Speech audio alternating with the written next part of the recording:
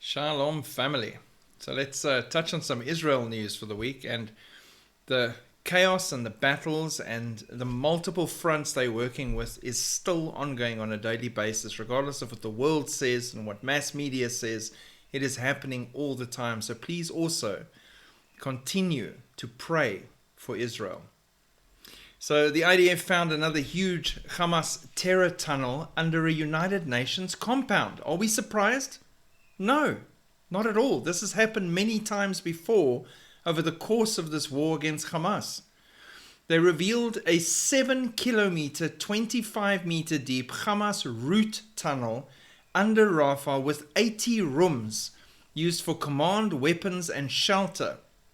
All of it underneath a UNRWA compound feeding other tunnels. And they've now obviously destroyed it, which was very satisfying. But can you imagine if these people, these terrorists, governed and driven by evil, had gone and spent that money to make 80 rooms for Palestinians, to have areas where they could coordinate and build a better government, where they can prosper their people. But no, all of that money, all of that infrastructure, completely just for the destruction of the Jews. Hezbollah welcomes Pope to Lebanon and admits Judaism as part of the Abrahamic faith. Now, I personally think the Pope should have said, I don't need a welcome from Hezbollah. They're a terrorist organization, not interested. Hezbollah's statement cited the two Abrahamic faiths, Christianity and Islam, omitting Judaism. The group then shifted its message to global tensions. Get this is so rich.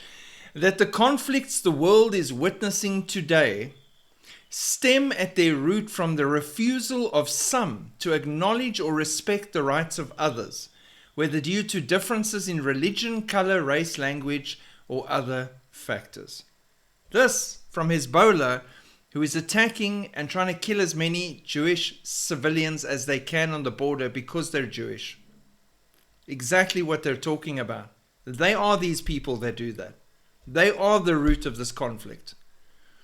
Hezbollah's declaration came despite its own record of targeting Lebanese Christians. Why did the Pope not say anything about that? Including the assassination of Elias Hazrouni in 2023 and the abduction and killing of Pascal Slayman the following year. Where was the Pope's words then? These people welcome me and I'm the Pope. These are the first two things I'm going to bring up right before I tell you to shove your welcome, because it's not welcome. We are not on the same side. You are literally attacking Christians and Jews. Why would I accept your welcome? Crazy. Shows you who you're dealing with. US advances alternative safe communities to relocate tens of thousands of Gazans. The first compound, still months from completion, will be located in Rafah, which Israeli forces are expected to begin clearing of rubble shortly. Of course, the world, especially people like Turkey and Qatar and Egypt and so forth, are pushing back against those kind of plans because they'd rather have the Palestinians living in rubble and unexploded ordnances than move away to a safe place. Again, evil does not need to make any sense. It is just evil. Then on the good news side for Israel, India's B'nai Menashe Jewish community is set for historic homecoming in Israel. With this resolution that's just passed, Israel has stated clearly, we are responsible for all Jews, including those whose journeys were interrupted by the tides of exile. The journey began more than 2,700 years ago and is now coming to a dramatic end.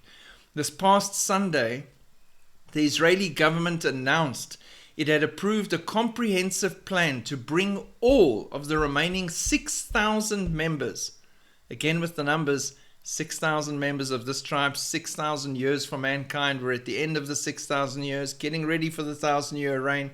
Interesting timing. But anyway, 6,000 members of B'nai Menashe community of India to Aliyah before, my favorite date again here that they keep referring to in the world, 2030.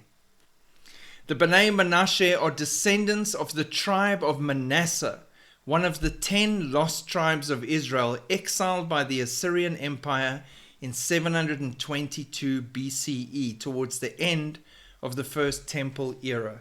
So they are now actively working to return those 6,000 of the tribe of Manasseh back to Israel, just in time for Daniel's 70th week, the time of Jacob's trouble. All of them seemingly supernaturally being driven by anti-Semitism and everything else back to the central homeland of Israel and the Jews for the time of the tribulation period, where God is dealing with the Jews. No coincidences here. Israel is testing its readiness for a mass Aliyah amidst rising anti-Semitism. In the rare and crucial exercise, the Ministry of Aliyah Integration, in collaboration with the National Emergency Authority, ran a full-scale simulation in the city of Ramla to prepare for a mass influx of Jews fleeing global anti-Semitism. The scenario envisioned planes arriving one after another, packed with thousands of Jews seeking refuge from security threats and escalating hatred abroad.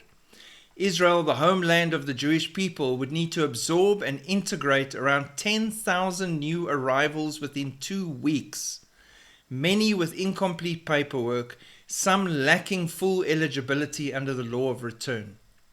The exercise took place in mid-November, first time they've done one like this, testing their ability to handle a surge in immigration, forcing officials to simulate everything from airport handling, medical screenings, housing, food, schooling, job placement, the lot.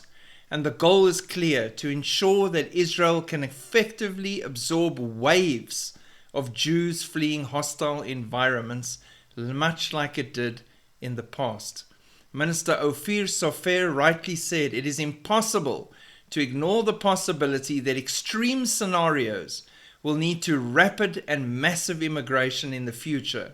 The state of Israel needs to be prepared to absorb and embrace wherever needed. I've said it many times before, I'm saying it again. This anti-Semitism and hatred towards the Jews in the world is being used as a supernatural lever to push those back that did not want to go back to the only place where they're going to feel safe, amongst their own.